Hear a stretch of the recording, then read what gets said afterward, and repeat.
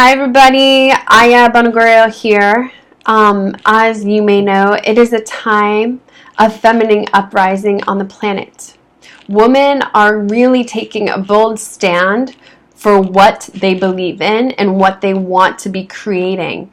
Now, if you're feeling a call to be in service in a greater way and to maybe facilitate the awakening of others through your gifts and your skills that you came here with, you might be contemplating leadership. Okay, you might be contemplating what it means to come into a leadership role and how to do that in a good way, in a way that is non-violent, in a way that is in service of other people, in a way that is authentic and humble. Because as you know, the more that we step up in our power, that we can actually equally do harm. And we've seen a lot of people in leadership roles giving great examples of what it means to be in corrupt power, right?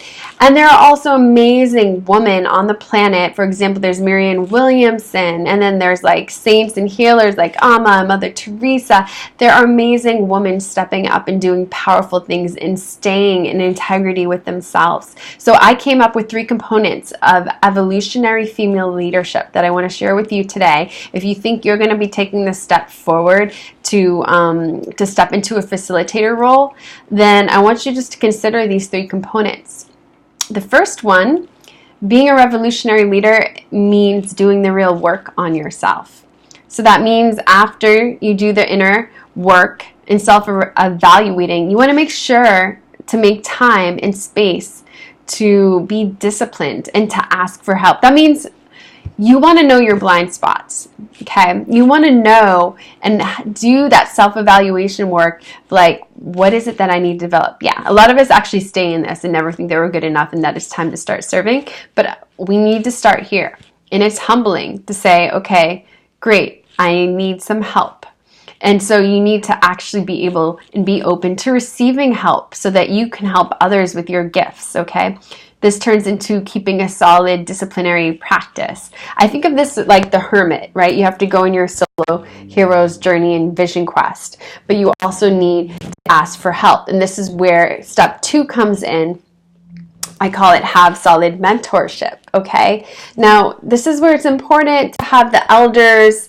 You want to have people that you look up to, trusted peers. It can tell, oh my goodness, you want like a whole team of goddesses. I know for myself, I cannot be doing the work that I'm doing, mentor and coach women, if I did not have a team of people that are constantly behind me, like saying, like, I got you in this. I believe in you. If I'm going to fall, somebody's there to pick me up, okay? So you need your trusted team of peers. You need to know that people got your back out there. And if you don't have anybody, you build it, you ask for it, you reach out, do your research. Who is it that you look up to in the world? Yes, and it's nice to have mentors, people who are engaged in skills and roles that you would like to someday embody and become more skilled in yourself.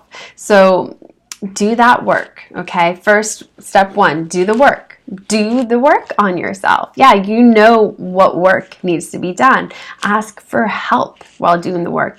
2, get mentors, okay? Get your whole team together of people who believe in you and support you, because step 3 is the hardest. Step 3 means get yourself out there.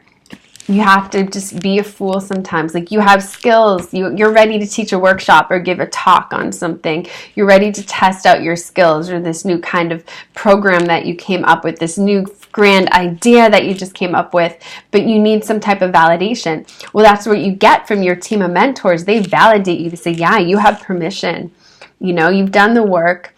It's time for you to start sharing it. So get out there and start sharing it. And you're going to make a fool of yourself. You might fuck up. You might fall on your face. But this is where you get the information that you need to now strengthen. And then you do it again. So the next step after this would be repeat. Okay? Repeat step 1, 2, and 3. Get your stuff out there. You have to get your stuff out there. If you're not, then you're not doing a service to this world by holding yourself back and keeping yourself small.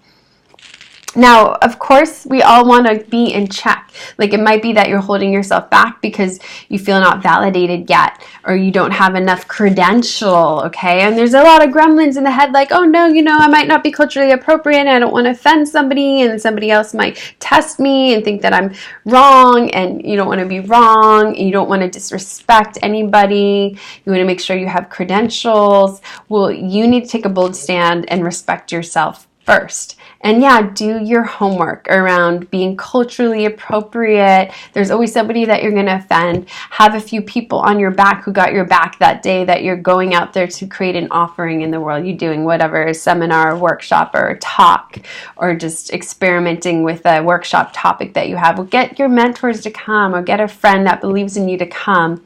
And if you fall on your face, they will take you out for a good meal after, and you'll laugh about it, and you'll get some feedback, and you'll do it even better the best time. The most successful people in the world were not afraid of failure. So I hope that was helpful to just share. But these are 3 components to evolutionary female leadership. So if you want to be part of the evolution of female uprising on the planet, I encourage you to write these down and stick them in front of your mirror, or like in front of your wall, and every day just remember that, like, in order to be benefit and touch the world, and ask for the blessings from your mentors and teachers. Ask for them to bless the work that you want to take out in the world. So now you have the blessings of all of those people that you believe in behind you for this benefit of sentient beings. Okay, something about humility, I want to say. I was thinking about this, and I was like, you can't really try to be humble. You either are, and you try to be humble, then there's some sense of pride trying to be. So the being humble, the act of being humble and in your humility about something, is always being open to learn, always being willing to be accountable. You're responsible with your work, right? You have the ability to respond. You have that already. Okay, and it's authentic. It's inside of you. There might be some insecurities, there might be some fears, but they're not as big as that power and that calling that you have to serve. So today, I hope that by sharing this, it empowers you to take a little bit of initiative. And if you're interested, I have applications open. I have a year-long evolutionary female leadership training opening up in 2020. We're going to initiate this on the spring equinox in March, and we'll have our first retreat in April.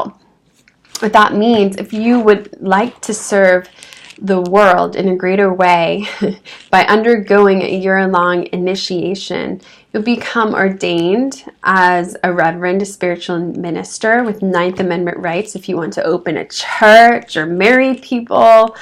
If you just want to be able to have permission to give spiritual counseling and advisory to your people, you can do that.